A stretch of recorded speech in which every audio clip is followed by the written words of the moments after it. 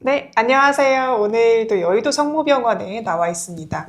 정신건강의학과 임영국 교수님과 함께 경제에 대한 심리 이야기를 해보려고 합니다. 요즘 인터넷 보면 네. 은퇴 자금 얼마나 있어야 은퇴가 가능할까요? 음. 라는 콘텐츠도 많이 올라오고요. 그 네. 질문에 대한 구체적인 답들도 많이 나오고 있습니다. 네. 뭐 30억은 있어야 된다. 뭐 최근 보니까 아예 50억이 필요하다. 뭐 이런 이야기들도 많이 보이더라고요. 네, 네. 근데 그런 콘텐츠들을 보다 보면 네. 정말 언제가 충분한 걸까? 그러니까 돈은 얼마나 있어야 불안하지 않은 걸까라는 생각이 들더라고요. 네. 그래서 오늘은 그 고민에 대해서 정신과 전문의에게 물어보도록 하겠습니다. 네. 교수님, 네. 안녕하십니까. 반갑습니다. 안녕하십니까. 네. 네. 저희 구독자분들께 또 간단하게 네. 안녕하십니까. 부탁드립니다. 네. 여의도 성모병원 정신건강의학과 임현국이라고 합니다. 만나 뵙게 돼서 반갑습니다. 네. 네. 또 뇌건강센터 네네. 또 운영을 해주시면서 네. 치매나 노인 정신의학도 다뤄주시고 계시거든요. 네네. 그래서 들으시다가 궁금한 점들, 뭐 경제 고민 네. 혹은 뭐 정신질환 뭐 관련해서 알츠하이머도 좋습니다. 네, 알츠하이머도 좋으니까요. 편하게 네. 댓글 남겨주시면 네. 저희가 또 실시간으로 답변하면서 진행해 보도록 네. 하겠습니다. 교수님, 근데 이 질문 먼저 해보겠습니다. 네. 만약에 네. 통장에 당장 음. 30억이 들어온다. 음. 혹은 50억이 들어온다. 그러면 내일이라도 은퇴하실 건가요? 아, 절대 아니죠. 안 하시나요? 네, 절대 안 합니다. 그럼 100억 100억이라도 안 합니다. 안 하시나요? 네네. 오. 100억이라도 이제 왜 그런 거 하니? 네. 이게 사실은 인생이라는 게 그냥 돈으로만 살 수 있는 것은 아니거든요. 되게 중요한 거는 이제 제가 어떤 사람이고 어떤 일을 하는 것 이런 것이 이제 제 정체성이기 때문에 저는 100억이 있어도 은퇴는 안 할 것 같습니다. 그러면 교수님께서는 정체성을 일이랑도 또 연결지어서 얘기를 저는 하신 거네요. 매우 밀접한 연관이 있습니다. 저하고는. 그러면 일반 사람들도 그렇다고 볼 수 있을까요? 많이들 그러시죠. 그래서 이제 되게 지난 얼마 전에 했던 그 드라마 서울 자가의 대기업 다니는 김 부장 이야기. 그것도 보시다시피 그분은 회사가 이제 본인의 정체성이었었죠. 근데 되게 이제 특히 이제 남성분들 같은 경우는 일이 상당히 정체성과 연관이 되어 있는 경우가 많다고 볼 수 있겠습니다. 그래서 그러기 때문에 오히려 이제 이게 돈이 인생인 그러면 이제 역으로 이제 물어보면 한 100억쯤 있어서 제가 내일 이제 직장을 그만두고 집에서 이제 딱 논다고 치면 한 달, 1년 정도는 뭐 하고 싶은 거 하면서 이제 살 수 있겠죠. 근데 그 다음부터의 엄청난 문제가 생기긴 합니다. 예를 들면 노는 것도 하루 이틀인 것이지. 그렇죠. 또 예. 은퇴 후에 정체성 고민 그 네. 다음에 무엇을 해야 네. 하는가에 대한 예. 질문도 나와 그러면 있긴 하죠. 엄청난 우리가 얘기하면 할 일이 없는 고통이 있잖아요. 무의고 이런 것들에 이제 시달리게 되거든요. 그래서 뭐 되게 이제 그러면서 이제 또 엉뚱한 행동들을 또 하시게 되거나 그렇게 되는 경우가 있어서 사실은 돈도 매우 중요한 것이지만 자기의 어떤 정체성이라든지 이런 것도 상당히 중요한 거라고 보시면 될 것 같습니다. 김민님께서 갑자기 통장에 50억 들어오면 세무조사 들어온대요. 맞습니다. 맞습니다. 그것도 맞아요. 맞긴 하겠네요. 또 인생이 고달파지겠네요. 근데 교수님께서 나의 정체성은 일을 빼고는 이야기할 수 없다고 말씀해 주셨는데요. 네네. 참 좀 슬프긴 하지만 요즘은 어떤 개인의 경제력이라던가 자산 그게 또 본인의 정체감으로 연결이 되는 경우가 많은 것 같기도 합니다. 그러니까 내 어떤 정체성이 네. 경제적인 가치랑도 연결되어서 좀 되는 부분도 있는 것 같기는 해요. 매우 요즘 같은 시도 자본주의이기 때문에 그 돈을 빼놓고는 이야기할 수 없을 것 같아요. 그러니까 이제 예를 들면은 또 우리가 이제 직장이든 어떤 어떤 직업의 세계를 가지던 본인의 생산성이 얼마나 되느냐가 이제 본인의 이제 가치를 증명하는 제일 편리한 척도기 때문에 이게 이제 본인의 정체성과도 아주 밀접한 연관이 있습니다. 그래서 대개는 우리가 이제 뭐 돈이 필요 없다고 얘기를 하거나 돈의 가치를 폄훼하는 사람들의 이 조금 좀 문제가 있다고 생각을 합니다. 돈은 아예 돈이 필요 없다고 말하는 돈이 필요 없거나 아니면 매우 중요하지 않다라고 얘기하는 건 조금 넌센스고 요즘에는 그 정체성과 연관이 있어요. 그렇다고 하지만 돈만이 정체성이라고 얘기를 하면은 그때부터는 이제 돈이 목적이 되는 순간부터는 이제 이게 뭐라 그러냐면 본인은 없어진 거거든요. 그러니까 나라는 사람이 어떤 일을 하고 있고 뭐 그런 거가 아니라 내가 얼마를 버는 사람이다라고만 얘기를 하면 그러면 이제 그 당신은 그러면 돈을 뭘로 보고 있는가라는 얘기를 조금 해드리게 되거든요. 그러면 글쎄요. 근데 그러면 이제 예를 들면 돈이 상징하는 것은 사실은 인간의 욕망이거든요. 그 욕망을 따라서 이제 계속 이제 사시다 보니까 어떻게 보면 허망함에 빠지게 되는 경우가 상당히 많은 것 같습니다. 그러니까 정체성의 그 부분 중에서 경제적인 게 또 너무 커지게 되면 네. 그것 또한 문제가 된다는 거예요. 네. 그래서 밸런스가 중요한 것 같아요. 본인의 내적인 어떤 나는 뭐를 하는 사람인가라고 하는 거에 대한 생각이 되게 중요하고 이제 그거와 연관돼서 이제 내가 이제 하고 있는 생산성 아니면 내가 이제 얼마나 또 그것과 연관돼서 얼마나 자산을 가지고 있는가라는 것도 똑같이 중요한 문제인 것 같긴 합니다. 네네. 그러면 좀 그 진료실에서도 네네. 혹은 나중에 강의 같은 거 가셔서도 네. 은퇴 불안이나 이런 것들에 대한 질문들을 좀 많이 받기도 하시나요? 예. 그래서 이제 은퇴를 하는 거에 대해서 이제 걱정해서 오시거나 아니면 불안해져서 오시는 분들도 상당히 많습니다.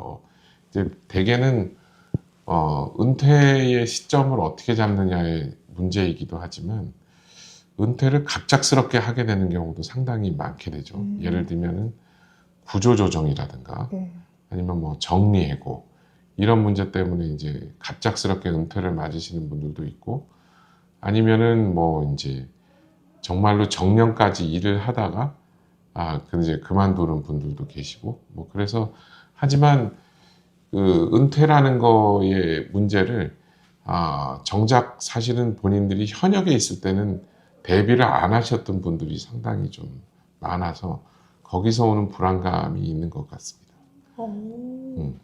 저는 의외로 대비를 해서 더 불안이 많을 거라고 생각했는데 현실적인 이야기긴 하네요. 대비를 안 해서 불안이 더 사실은 이런 거예요. 그러니까 이제 지금의 우리 예를 들면 은퇴를 많이 하시는 5060 분들은 생각보다 노후 대비가 잘 안 돼 있는 분들이 많아요. 왜냐면은 제가 이제 5060이라고 생각을 해보면 그 시대에는 그런 거를 생각을 안 해도 대충 해도 어느 정도 노후에 뭐 자식들이 뭐 이제 뭐 해줄 거라는 믿음. 본인들은 이제 부모님들을 이렇게 부양했었으니까. 네. 근데 이제 지금 현재 세태가 굉장히 가치관이 급변하게 되면서 사실은 정작 이제 본인의 노후에 대해서는 대비를 못하게 되는 경우가 많은 것이죠. 그래서 대표적인 경우가 이런 거예요. 예를 들면 내가 경제적인 형편이 잘 되지 않는데 자제분들을 고액과에나 고액의 학원이나 이런 거에 보내야 하는 것인가 라는 문제에 대해서는 저희나 저희 윗세대 같은 경우에는 당연히 그래야지 라고 생각하지만 저희 아랫세대로 가면서 아마 생각이 많이 다를 겁니다. 그런 것 같아요. 그래서 이제 이게 일단은 내가 이제 잘 살고 봐야 되겠다는 생각이 사실은 젊었을 때부터 있었던 사람하고 없었던 사람하고의 노후 대비의 이제 그 준비 양은 굉장히 많이 다른 것 같습니다. 그러네요. 이게 가치 체계의 전환이다 보니까 생각할 게 많아지네요. 한국이 굉장히 많이 가치관이 급변하는 사회죠. 압축 성장을 하다 보니까 굉장히 가치 체계가 엄청나게 바뀌어. 왜 그런 거 아니? 지금 뭐 보면은 사실은 5년, 6년 전만 해도 사실은 이 금전에 대해서 이렇게 집착하지는 않았거든요. 집착이라고 표현하시니까 집착했어요. 요즘에는 이제 굉장히 집착을 현실적인 단어 같아요. 네, 진짜 맞아요. 요즘에는 집착해요.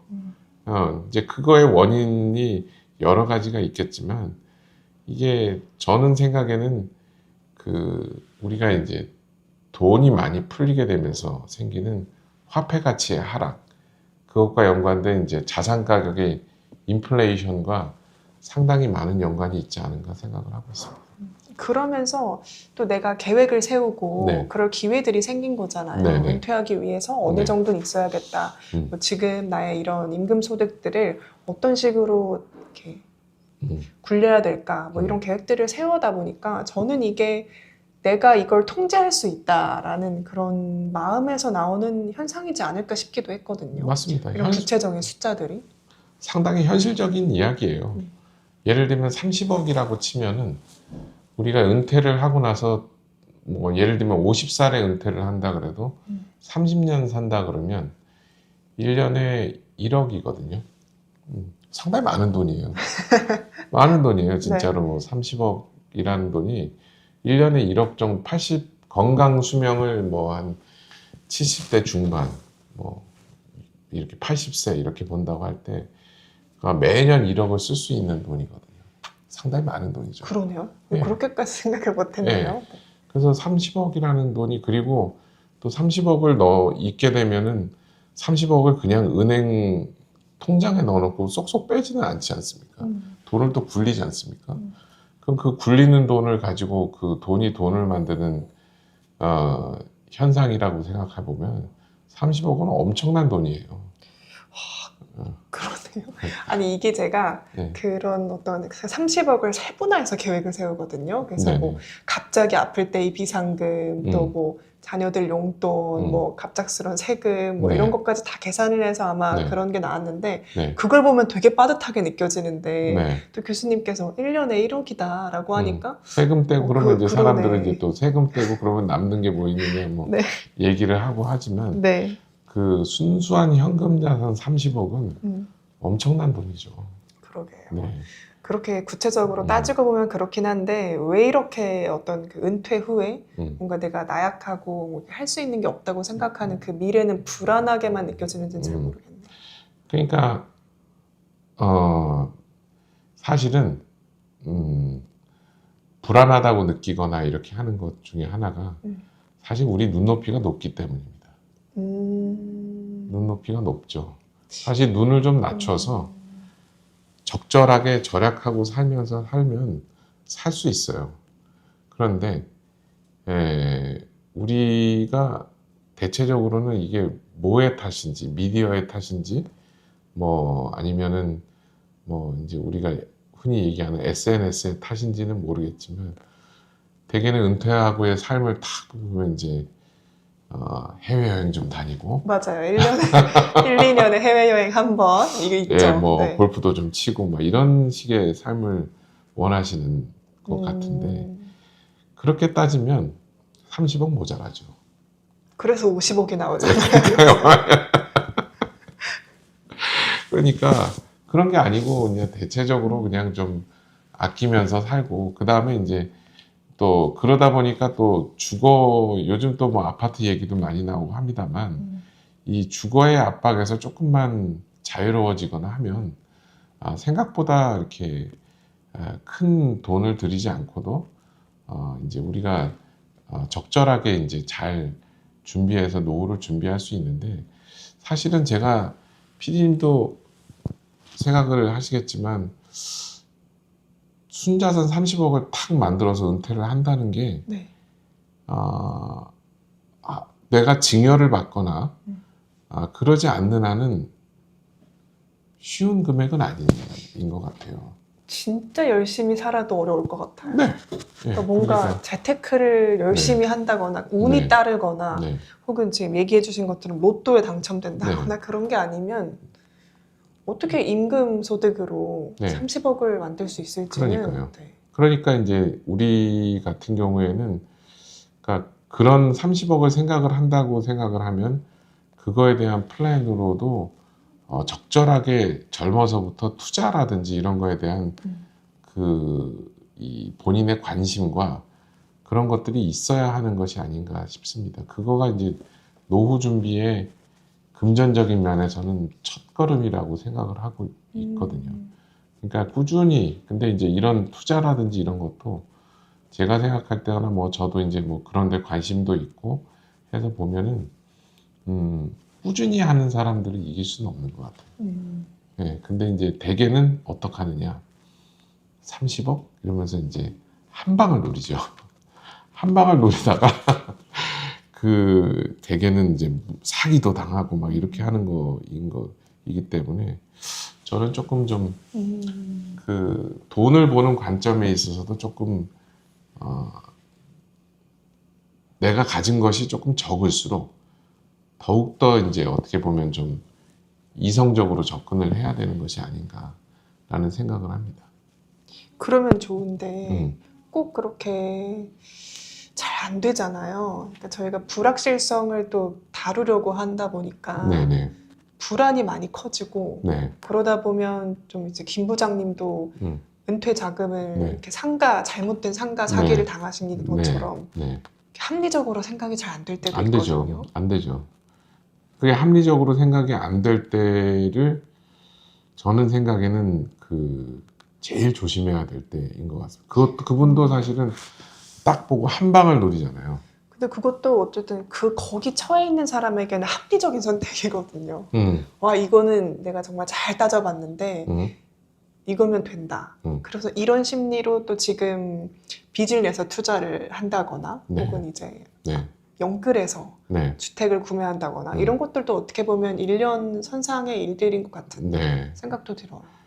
그러니까 이제 우리가 생각할 때는 빚을 어떻게 바라볼 수 있느냐의 문제도 되게 중요한 것 같아요. 그러니까 어떻게 보면은 빚을 내지 않고 뭐 예를 들면 부자가 된 사람은 없다고 얘기할 정도로 맞아요. 매우 중요한 수단이거든요. 레버리지.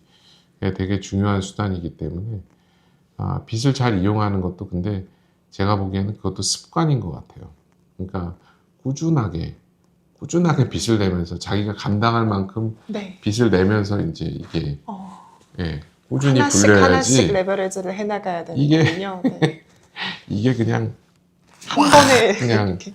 하면은 그때부터가 이제 왜냐면 이것도 우리가 얘기할 때 투자나 이런 거 할 때도 분산하라고 하지 않습니까? 분산이 보면은 이제 리스크를 막아주는 효과가 있거든요. 그러니까 리스크 문제를 그러니까 아무것도 안 하는 거가 제일 문제이긴 하지만 네. 리스크 문제를 젊었을 때부터 관리하는 것이 은퇴 준비에 되게 중요한 것 같긴 합니다. 리스크 관리를 얘기를 해주셨습니다. 네. 그래서 이거 관련해서도 또 여쭤봐야 되는데 불확실성 뭐 얘기도 하지만 하여튼 PD님 잘 아시겠지만 불확실성 우리가 이제 뭐 예를 들면은 경제 뉴스 이런 거 볼 때에도 매번 나오는 얘기가 불확실성이 증가함에 따라서 투자자들이 이곳으로 몰렸습니다. 몰리고 이제 주가가 떨어지고 이제 그래서 이게 제일 견디기 힘들어하는 습관 중에서 인간의 이제 습관 중에 하나가 제가 보기에는 불확실성인 것 같아요. 제일 못 견디는 것 같아요. 그래서 뭐든지 사실은 설명하려고 하죠. 사람들이. 이해하고 설명하고 계획을 세웁니다. 네. 그리고 뭐라 그러냐면 좀 말이 안 돼도 뭔가의 스토리를 만들어내려고 해요. 대표적인 게 이제 예를 들면은 제가 좀 약간 우습다고 생각을 하는 것 중에 하나가 이제 주식 애널리스트 같은 분들 있잖아요. 오, 그래요? 네. 왜냐면 이분이 떨어진 이유를 설명하는 거하고 네. 올라간 이유를 뭐든지 돼서 설명이 가능하더라고요.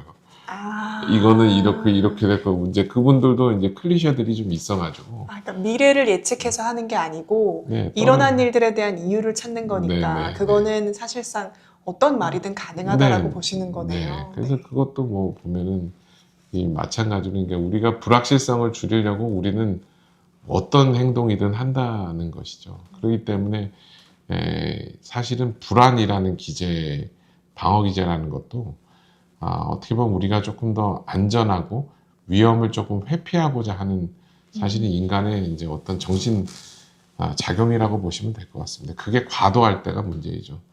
사실은 불안을 안 느끼면서 사는 사람이 어디 있습니까? 저도 오늘 아침에도 굉장히 불안하던데 보니까. 예, 그러니까 왜냐면 뭐 명절이 끝나서 아니에요. 지금 그 연구비 과제 몇 개 내놓은 게 있는데. 현실적인 문제. 네, 이게 경쟁률이 아무튼 14대 1이에요. 그래서 굉장히 아침부터 불안해지더라고요. 예, 그래서 이제 뭐 떨어지면은, 이거 떨어지면 이제 저희 연구원들 월급은 어떻게 줘야 되지? 이런 네. 생각. 예, 그런 게 있다 보니까 굉장히 불안해지더라고요. 그러니까 불안은 누구나 이제 다 가지게 되는 것 같습니다. 예. 그러면 불안 어떻게 관리해야 되는지 그거 여쭙기 전에 그 불확실성도 불확실성이고 지금 시크릿 정원님 얘기하신 것처럼 최소 10억은 있어야 은퇴한다 이런 숫자 자체가 사람을 더 불안하게 만드는 것 같아요. 절대적인 수치는 없을 텐데도 계속 마음이 조급해지네요 라고 얘기를 하신 것처럼 좀 비교하게 되는 심리도 큰 것 같습니다. 우리나라가 짱이잖아요. 세계 비교 진짜. 그러니까 이게 다른 게 아니라 네. 우리나라 드라마를만 봐도 뭐 엄청나죠. 이제 서바이벌 프로그램들이 굉장히 난무하고 있고. 어떻게 그렇게 끝이 안 나는지 모르겠어요. 네, 최근에는 1등들을 비교하더라고요. 네, 그러니까 사실은 되게 불행한 사회죠.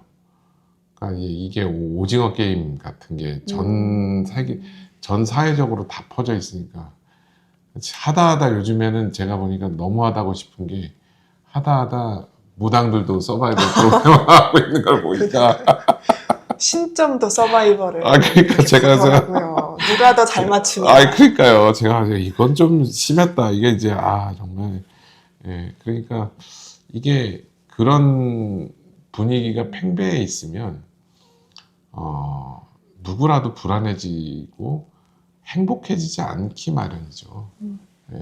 사실은 제가 한 100억쯤 있다고 칩시다. 그러면 100억이 있고 난 다음에 1000억이 있는 사람을 부러워하게 됩니다.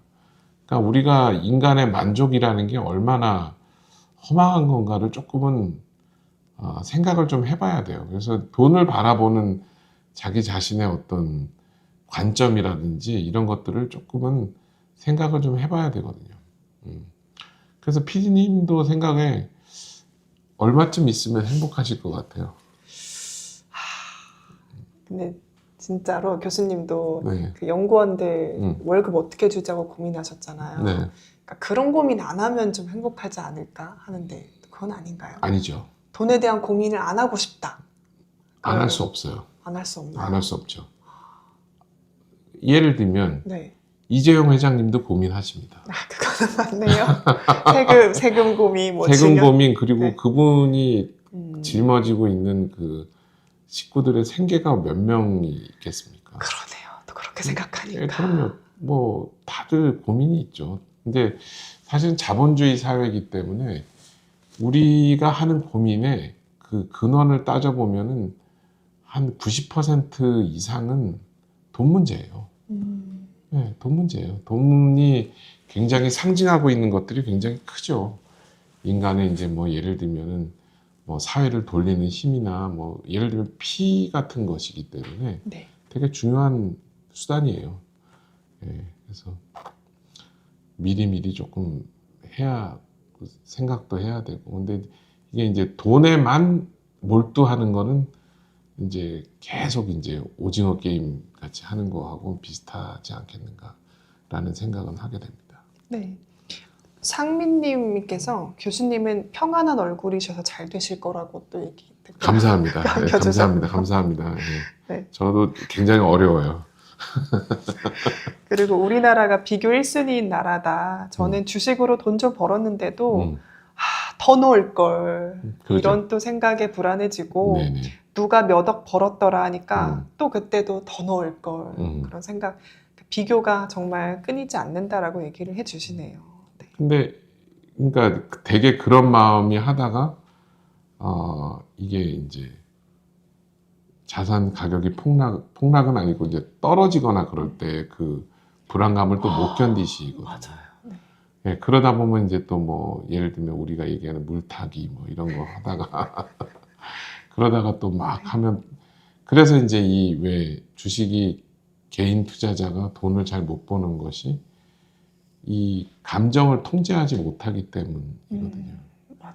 네, 도대체 뭐 사실은 무릎에서 사서 어깨에 올라갈 때 팔아야 된다고 그러는데 도대체 무릎하고 어깨를 어떻게 아냐고요. 그치, 대표적인 게 지금 삼성전자잖아요. 그럼요. 옛날엔 뭐 얼마 전까지만 해도 무슨 얼마냐니 뭐 이렇게 얘기하다가 지금 나가냐, 네. 지금 팔아야 되냐 그러다가 그때 버틴 사람들이 또 지금 돈 번다 또 그런 얘기 하잖아요. 그러니까 사실은 다른 사람들하고 반대로 행동하는 게 맞는 것인 거라기보다는 제 생각에는 꾸준히 이제 뭔가를 하고 있는 사람이 제일 중요한 것 같습니다.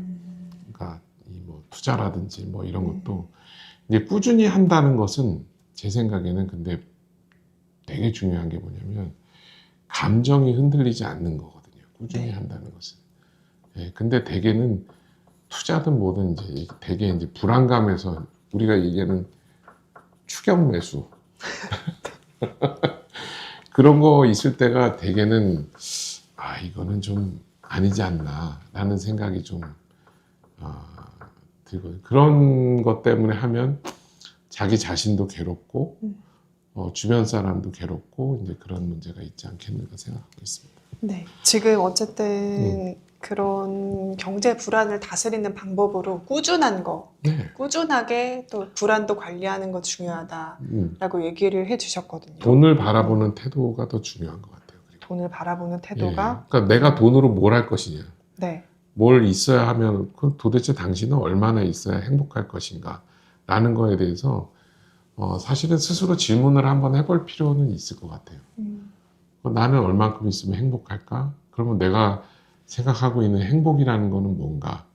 라는 문제를 조금 경제 뉴스나 이 주식이 떴다 내렸다 할 때 생각하시는 게 아니라 평소에 그냥 쭉 이렇게 이제 한 번쯤 생각을 좀 이렇게 진지하게 한번 해보시는 게 중요한 것 같아요. 그러니까 예를 들면 나는 정말로 뭐 스포츠카를 사면 행복할 것 같다. 이렇게 얘기하시는 거면 대부분은 그분은 앞으로 행복해질 가능성이 별로 없는 분인 것 같고요. 행복의 제일 중요한 것은 대개는 기대치가 낮을 때 행복하게 됩니다. 그래서 저가 예를 들면은 뭐 맛있는 음식 같은 거를 예를 든다고 하더라도 매번 이렇게 막 비싼 음식을 먹어본 사람은 그 음식이 맛있는 건지 잘 모르게 돼요. 그게 이제 도파민 때문에 이제 그런 문제여서 그게 근데 어쩌다가 우리가 뭐 보면 이렇게 맛있는 음식을 먹으면 참 맛있다고 느끼는 거지만 이게 돈도 마찬가지거든요. 그러니까 이제 돈이 많은 사람들 중에 돈 많은 사람들은 다 행복하느냐 라는 거는 예를 들면 100억이 있는 사람은 1000억을 부러워하게 되고 만족을 모르게 되는 것이라면은 그 사람은 행복하지 않을 가능성이 매우 높죠. 근데 저는 뭐 한 100만 원만 있어도 너무 만족스럽다. 그러면 그분은 행복한 거예요. 근데 이제 되게 기대치가 자기의 그 역치라 그러잖아요. 역치가 낮을 때는 대개는 행복한 거예요. 행복과 제가 보기에는 이런 그래프를 그린다고 하지 않습니까? 이렇게 가다가 쭉 이렇게 평탄하게 되는 어느 정도 금전이 있게 되면 어느 정도 수준까지는 이렇게 가지만 그 이상부터는 이렇게 이제 행복한 플랫해지는 그런 그렇죠. 네, 있는 대표적인 심리학 연구가 있죠. 거고. 네. 아마 그 구간이 8,800 정도, 세후 8,800이었던. 연복이요? 네, 어우, 그 정도였던 것 같아요. 그렇구나. 거기까지는 오르는 만큼 행복해진다. 나는 안 그렇던데.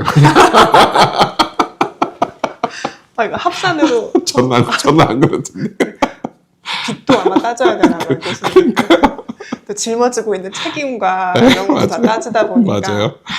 센터장으로서의 네, 무게가 네, 될 네, 수도 있나 봅니다. 근데 네. 그러면 이제 저희가 그 튼튼하게 불안을 계속해서 잘 관리해 나가는 방법에 대해 또 여쭤봐야 될 것 같아요. 네. 지금 뭐 러블리데이즈 님도 저는 돈이 부족한 게 아니라 혹시 모를 상황이 무섭습니다. 라고 네. 얘기하셨거든요. 네, 네. 근데 이게 좀 지금 세대에서 사람들이 은퇴 후를 걱정하는 것들 중에 큰 거일 것 같기도 해요. 갑자기 뭐 가난해진다던가 빈곤공포 혹은 병에 대한 두려움 네. 또 고립감이라던가 네. 부모 세대에서의 어떤 빈곤이 가져왔던 기억들 그런 네. 것들이 다 트라우마가 돼서 네. 어쩌면 조금 더 이렇게 저희가 돈에 집착하게 되는 건 아닐까 하는 생각도 들긴 하거든요. 네, 네. 그러니까 그러니까 이런 것도 조금 차갑게 볼 필요가 있어요. 그러니까 보면 아까 말씀드린 게 빈곤, 갑자기 경제적 상황이 악화되는 현상, 네. 그 다음에 질병, 그 갑자기 다음에 아픈 이제 또 뭐 고독, 그쵸, 고독, 혼자 남을까. 그 다음에 또 아까 뭐라고 나머지 뭐라고 부모 세대에서의 어떤 그 은퇴 후에 좀 이렇게. 그것도 이제 네. 이 경제적인 상황이 그러겠네요. 있는 거죠. 대표적으로 세 가지 같아요. 음. 빈곤공포, 병에 대한 두려움, 또 고독. 뭐 세 가지인데 네.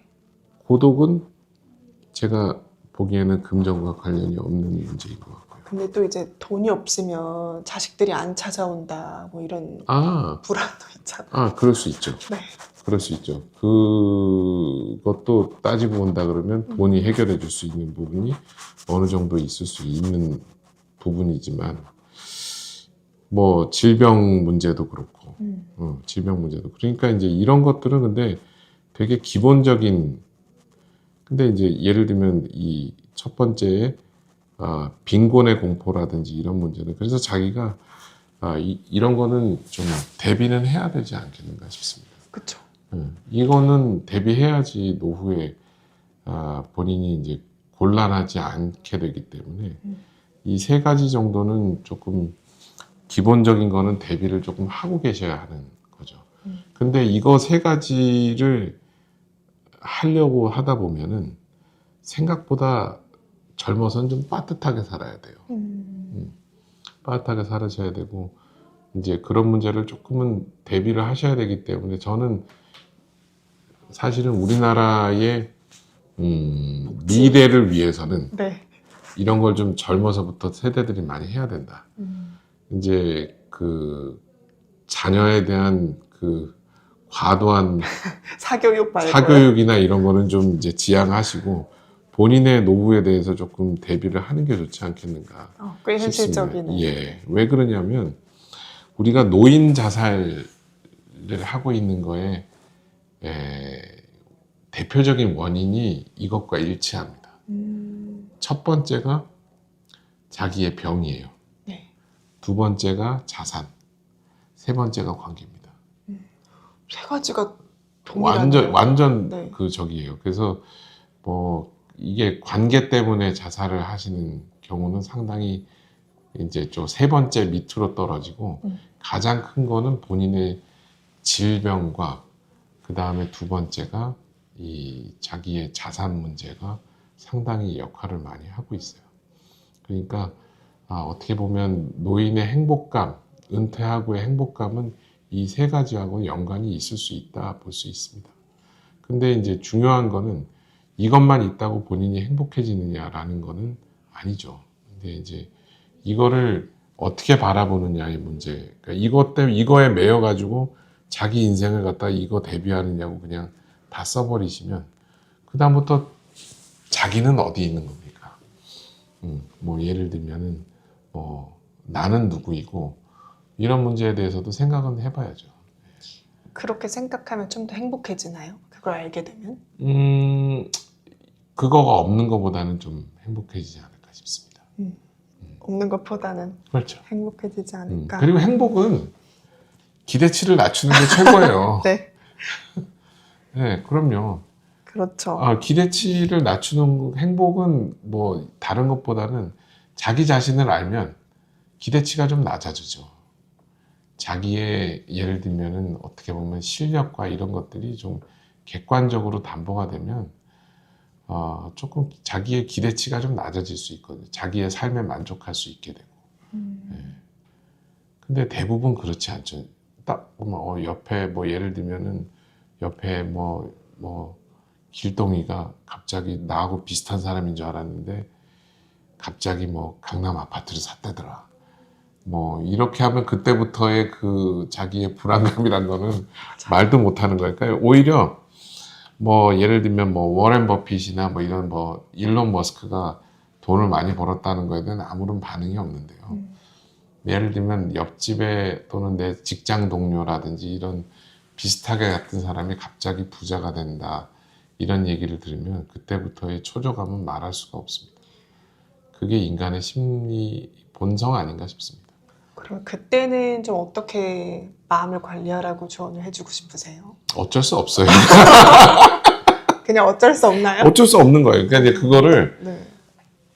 그걸 어떻게 사실은 그 사례가 지금 되게 많은 게 뭐 예를 들어서 로또 청약이라고 있잖아요. 네. 근데 같이 넣었어요. 근데 내 친구는 그냥 생각도 안 하고 넣었는데 친구는 당첨이 돼버리고 나는 안 되고 그러면은 왠지 내 거 놓친 것 같고 그때 네. 또 비교되고 네. 또 잠도 못 자고 그런 것도 그러니까 많고 그러면 제가 보기에는 부자가 될 수 없을 것 같습니다. 그러면은 이 마음을 어떻게 해야 돼요? 그냥 일단은 담담하게 어쩔 수 없다. 아니죠. 담담하게 횟수를 늘리는 거죠. 담담하게 시도를 많이 해야지. 한 번 더 본인 하자. 뭐 한 번 더 넣고 될 때까지 하는 거죠. 근데 이제 여기서도 대개는 꾸준함을 얘기하시는 네. 거예요. 왜 그런 거 하니 이게 이제 그 횟수를 그러니까 우리가 이제 예를 들면은 뭐 로또 청약에 당첨이 되거나 하는 것도 운이라는 게 있거든요. 그러니까 재수하고 운은 다른 것 같아요. 재수와 운은 다르다. 네, 그러니까 어쩌다가 랜덤하게 하는 거하고 운이라는 거는 뭐냐면 자기가 시도를 많이 하는 겁니다. 운도 예. 시도다. 예. 그러니까 이제 운이라는 한자가 잘 보시면 알겠지만 전차를 끄는 모습이거든요. 한자가. 그러니까 그거의 핵심은 움직임입니다. 그래서 이제 이게 시도를 많이 하고 그 다음에 오래 하고 이렇게 하는 거가 되게 중요하죠. 그렇기 때문에 옆집 사람이 그렇게 되면 이제 옆집에 뭐 이웃이나 아니면 내 직장 동료나 이렇게 갑자기 뭔가가 돈을 벌게 되거나 하는 거에 대해서 배합할 이유가 별로 없죠. 본인도 하면 되니까. 예, 근데 그거를 대부분 그 시도를 잘 안 하고 어쩌다 한 방을 노려요. 대부분. 그래서 그 사람을 옆에 보면은 이 사람은 어쩌다가 된 사람이라고 생각할 수 있겠지만 그 사람은 그런 사람이 아닐 확률도 있어요. 어쩌다가 아니라 계속해서 계속한 사람일 수도 있어요. 네. 그러니까 계속 그거에 대해서 관심을 갖고 에너지를 쏟아붓고 이렇게 한 사람일 가능성도 꽤 있는 겁니다. 그러니까 그렇기 때문에 아까도 말씀드렸지만 자기를 잘 알아야 되는 것, 예, 그런 것도 되게 중요한 것 같아요. 그게 매우 중요하지 않나 싶습니다. 결론이 그렇게 되는 거네요. 네, 네. 나를 잘 아는 곳으로 가야 된다. 네, 잘 알고 어떻게 보면은 이제 본인의 뭐라 그러냐면 이제 실력과 분수와 본인의 성향 이런 것들을 잘 파악하는 것도 그런 불안이나 이제 왜냐하면 지금은 막 자산 가격이 막 그냥 왔다 갔다 뭐 막 올랐다 등락을 거듭하고 막 그러니까 그런 거에서도 이제 조금 자기를 잡고 이제 투자를 한다든지 이런 거에 좀 할 수 있겠죠. 알겠습니다. 그러면은 그런 불안을 다루는 핵심은 그냥 묵묵히 담담하게 꾸준히 하는 것이라고 네, 받아들이시는 게 받아들이는 것. 것. 네. 그런 메시지라고 네. 이야기를 해봐도 네, 좋겠네요. 좋은 것 같습니다. 알겠습니다. 네. 대표님 그러면 저희 얘기하는 동안 댓글 많이 남겨주셔서 교수님 좀 많이 한번 보시고 저희 네. 답변을 좀 하나씩 해나가면 네네, 어떨까요? 네, 좋습니다. 시간상 다는 못할 것 같아서요. 네. 교수님 눈에 딱 들어오는 거 읽어주시면 좋을 것 같아요. 이현정님께서 본인은 돈은 포기하셨다고 댓글 남겨주셨고요. 그건 아닌 것 같은데요. 네. 왜냐하면 돈에 얼마를 포기하신 건지를 잘 모르겠습니다. 그러니까 예를 들면 알뜰살뜰 모은다 해도 빠져나갈 땐 정말 귀신같이 없어진대요. 그러니까 이거 리스크 관리죠. 리스크 관리. 리스크 관리. 근데 이제 그게 어떻게 보면은 누구나 다 사실은 이 등락폭이 있는 거거든요. 근데 이제 그때에 제가 보니까 이 돈을 많이 모으신 분들 같은 경우는 이거를 탁 안 놓더라고요. 버텨야 돼요. 이게 꽉 잡아야 돼요. 이거를 되게 이제 이게 약한 분들은 이거를 놓게 되는데 그걸 좀 안 놓으시는 것 같아요. 누구나 고비는 오면 저도 뭐 엄청나게 고비가 많아서 가지고 아닌 것 같습니다. 알겠습니다. 바람결애님도 40대인데 은퇴 생각만 하면 막막하시다고. 원래 인간이 미래에 대해 불안한 건지 또 걱정 인형인 건지 원래 인간이 걱정 인형인 건지. 그럼요. 네, 저 엄청 불안해요. 저도 엄청 불안합니다. 교수님 저희 방송 시작할 때 네. 불안하시냐고 제가 여쭤봤는데 별로 안 불안하시다고 얘기해 주셨는데 그러니까 돈 때문에 불안하신가 하니까 불안하지 않습니다 라고 얘기하지 않으셨나요? 제가 그랬나? 저도 이제 기억력이 나는데 하여튼 불안합니다. 불안하고 왜 그러냐면 그러니까 돈 고민도 상당히 많고 그리고 이제 뭐 여러 가지가 이제 뭐 저도 나름대로 이제 많이 불안하기 때문에 그래도 뭐 오늘도 버티고 있습니다. 교수님도 그냥 담담하게 일단 할 수 있는 것들 끝까지 지켜보자 이러면서 마음을 좀 달래시는. 시도를 많이 합니다. 그러니까 제 개인적인 그거를 말씀드리면 저는 이제 옛날엔 안 그랬는데 요즘에는 이것저것 뭐를 좀 이렇게 해보려고 시도를 많이 해보는 편이에요. 근데 이제 중요한 거는 안 되는 때가 상당히 많다는 것.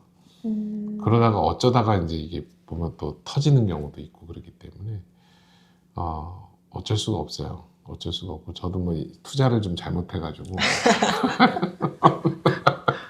그런 경우가 있는데 그래도 뭐 이게 살다 보면 또 극복이 되는 때가 있고 뭐 그런 것 같더라고요. 보니까. 교수님의 행복은 어떤 거예요? 그거 여쭤보고 싶어지네요. 저요. 저는 그럼 당신은 그러니까 그거보다는 당신은 어떤 때 행복합니까? 라고 얘기하는 저는 행복한 때가 몇 순간이 있는데 저는 좋아하는 사람들하고 밥을 먹을 때가 제일 행복합니다. 되게 심리학적인 답변이네요. 네, 정말 많은 게 담겨 있거든요. 그러네요. 내가 좋아하는 사람들과 밥을 먹는다. 네. 그때 제일 맛있어요. 맞아요. 네, 그게 왜 그러냐면 그래서 이 사실은 그 사람과의 관계를 한번 보려면 그 사람하고 같이 밥을 먹어보면 됩니다. 그 밥을 먹을 때 당신이 맛있는가 맛이 없는가를 보면 이게 되게 그 사람하고의 관계가 상당히 많이 나옵니다. 그러니까 아무리 맛있는 음식을 갖다가 놔도 이 앞에서 좀 이렇게 좀 껄끄러운 사람하고 먹으면 맛이 없거든요. 네, 그러니까 저는 그래서 이 관계가 틀어진 저도 이제 노인 어머니 아버님들 많이 보니까 꼭 밥을 좀 같이 드셔보시라 하면은 밥 같이 안 먹는 어르신들 되게 많습니다. 부부간에도. 그 삼식이 꼴 보기 싫다. 네, 그런 식탁 자리가 상당히 불편해요. 네, 그러니까 저는 그래서 합이 맞는 사람들하고 밥을 먹거나 술을 먹거나 할 때 굉장히 행복해요. 그거보다 조금 더 뭐 한 순간이 그렇게 많지는 않은 것 같아요.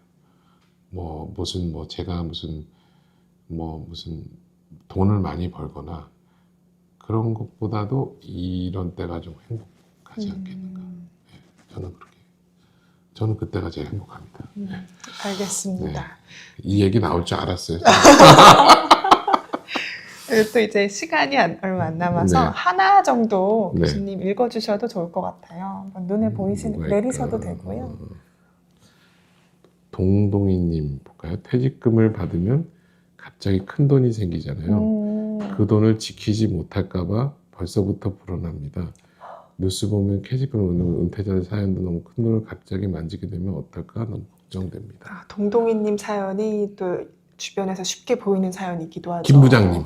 김 부장님도 김 부장님 그랬고요. 사연이어서 그 보면은 그러기 때문에 이게 이제 지키는 것도 되게 중요한 일인 것 같아요 보니까. 근데 그 지키는 거는 보니까 이러잖아요. 근데 대개는 돈을 많이 벌건 성공을 하건 뭔가 하는 거는 제가 보기에는 운인 것 같고요. 망하지 않게 하는 건 실력인 것 같습니다. 네. 그러니까 잘 되는 거는 운, 네. 망하지 않게 하는 건 실력. 그러니까 망하지 않게 하는 건 리스크. 아까도 제가 말씀드린 리스크 관리지 않습니까? 그거이기 때문에 이거는 제가 보기에는 뭐라 그러냐면 실력을 키우시면 극복이 가능한 게 아닌가 싶습니다. 실력을 키우면 네. 극복이 가능하다. 네. 왜냐하면 이거는 이제 은퇴 자금은 관리하는 거잖아요. 그렇죠. 네, 그러니까 그거는 제가 보기에는 실력인 것 같아요. 알겠습니다. 그러면 요즘 많이 얘기하시는 이제 마지막 질문으로 가봐야 될 것 같은데요. 네네. 하나만 더 할까요? 네네네. 많이 남겨주셔서 네네. 교수님께서 또 하나만 또 주시면 생각보다 많이들 하시네요. 제가 놀래고 있습니다. 돈이 참 아니 그 주제가 참 그렇잖아요. 얼마나 아니 벌어야 저 건강 네. 뭐 이런 거 알츠하이머 이런 거 할 때보다 훨씬 많이 달려요. 알츠하이머는 또 이제 자녀분들이 또 아니 질문을 그러니까요. 하시는 경우도. 그러니까요. 제가 보자. 여기 레버리지 얘기도 또 해주셨네요. 바람결애님도. 바람결애님. 예. 네. 그래서 주변에서는 다들 대출 끼고 자산을 불렸다고 합니다. 무슨 대출 안 받으면 바보라고 해요. 그럼요. 진짜. 레버리지가 필수라고 하는데 네. 저는 빚을 지면 잠을 못 삽니다. 리스크 감수성 이거는 완전 그러니까 리스크 감수하는 것도 심리차. 개인의 어떤 성향 있죠. 성향의 차이냐. 네, 있죠.